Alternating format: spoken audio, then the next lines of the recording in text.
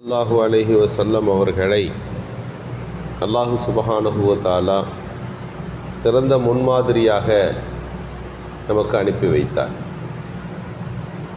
ஒரு துறையில் நிபுணத்துவம் பெற்றவர்கள் இருப்பார்கள்.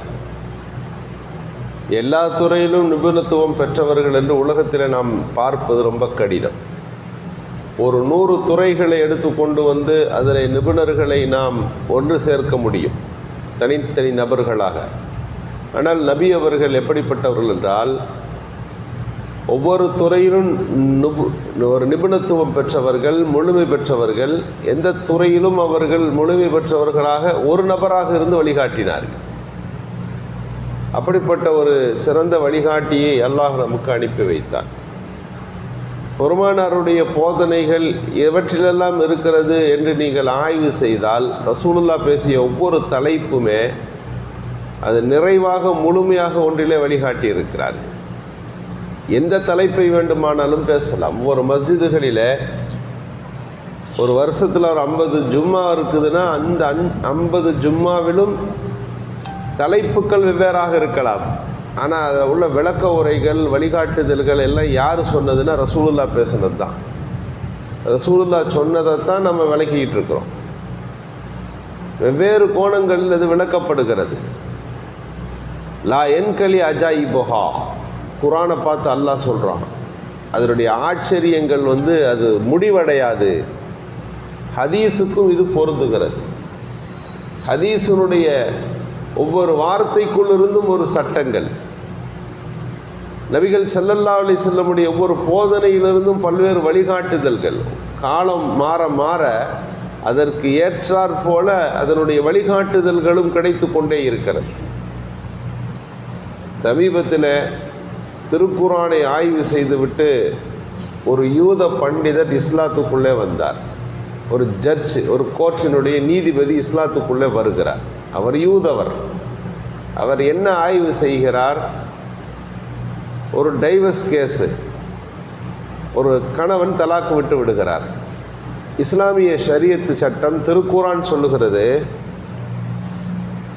டைவர்ஸ் ஆயிட்டா 3 மாத காலகட்டங்கள் அந்த பெண்மணி அடுத்த திருமண பந்தத்துக்கு போகக்கூடாது. 3 மாதம் கழித்து தான் அந்த பெண் இத்தாவுடைய காலத்தை நிறைவு செய்துவிட்டு தான் அடுத்த திருமணத்தை மேற்கொள்ள வேண்டும் அப்படின்னு குரான் சொல்லுது. கல்யாணம் முடிச்சு திருமணம் ஒரு பந்தம் முறிச்சு அடுத்த நாளே வேறொரு திருமணம் செய்யலாம் இல்லையா? என்ன பிரச்சனை உங்களுக்கு அதில் அப்படின்னு யதார்த்தமான அறிவு கேட்கும். எதுக்கு 3 மாதம் இடைவேளை வேணும்? இந்த திருமணத்துக்கும் அந்த திருமணத்துக்கும் மத்தியில் ஏன் 3 மாத காலம் இடைவேளை? ஏன் அடுத்த நாளே பண்ணால் அவங்களுக்கு என்ன பிரச்சனை என்பது இயல்பான மனித அறிவு. அவருக்கு அப்படி தான் தோணுச்சு. எதுக்கு இந்த 3 மாதம்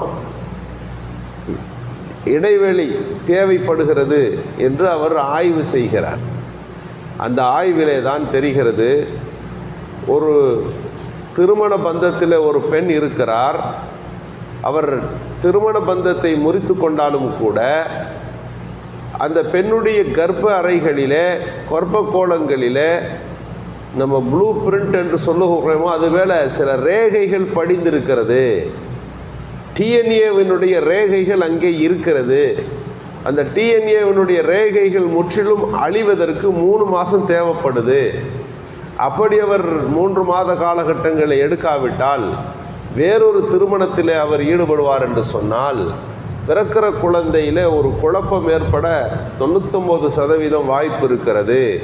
ரேகைகளின் பாதிப்பு அங்கே இருப்பதனால், டிஎன்ஏவினுடைய சோதனைகள் அங்கே உண்டாயிருப்பதால் பிறக்கிற 2வது குழந்தை முதல் கணவனுடைய சில தாக்கங்களை பெற்றதாக இருப்பதற்கு வாய்ப்பு இருக்குதுன்னு விஞ்ஞானி சொல்லுகிறார்.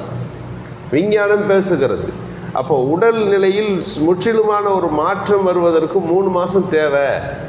எனவே 3 மாதத்துக்கு இடையின ஒரு பெண் இத்தாவுடைய காலத்தில் திருமணம் செய்தால் அந்த திருமணம் செல்லாது என்று இஸ்லாமிய ஷரியத்து ஒரு சட்டத்தை சொல்லுது.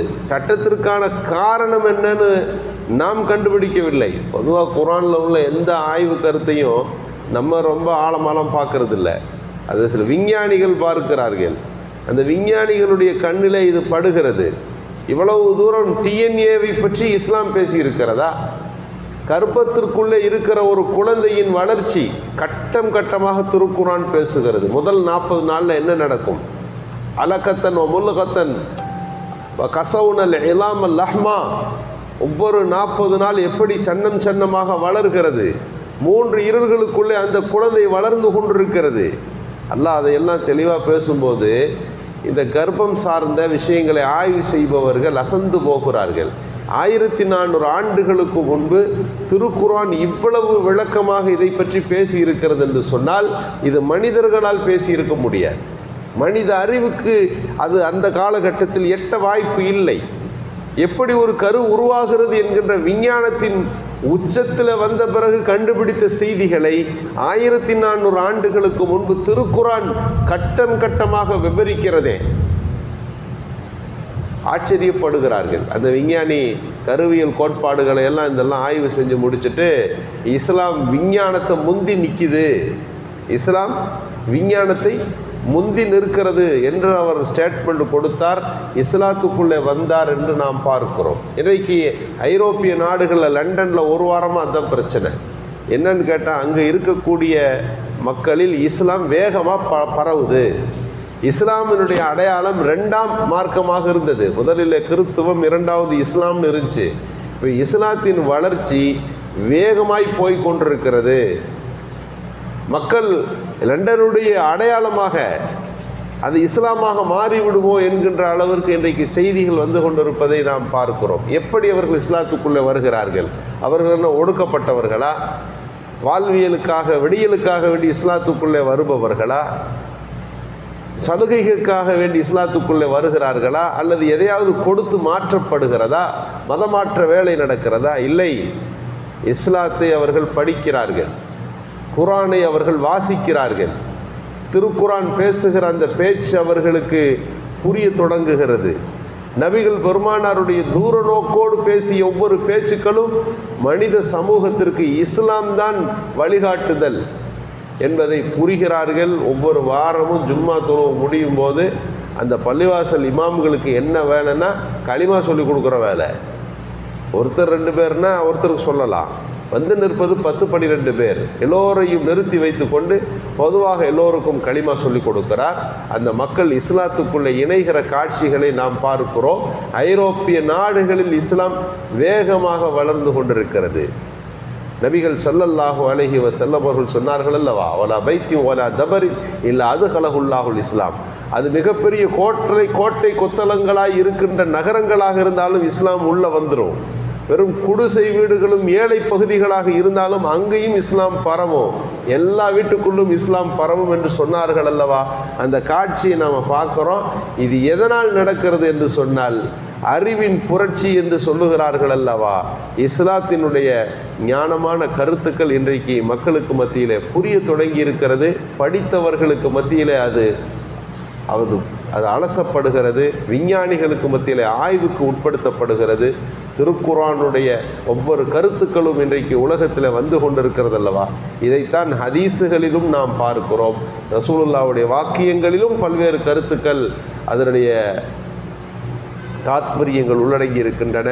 குரானையும் ஹதீஸையும் ஆய்வு செய்வதற்கும் அந்த திருக்குரானிலிருந்து நமக்கு கிடைக்கப்பட்டிருக்கக்கூடிய வாழ்வியல் வழிகாட்டுதல்களை புரிந்து கொள்வதற்குமான நல்ல தௌஃபீக்கை அல்லாஹ் நல்குவானாக. சுப்ஹானல்லாஹ்.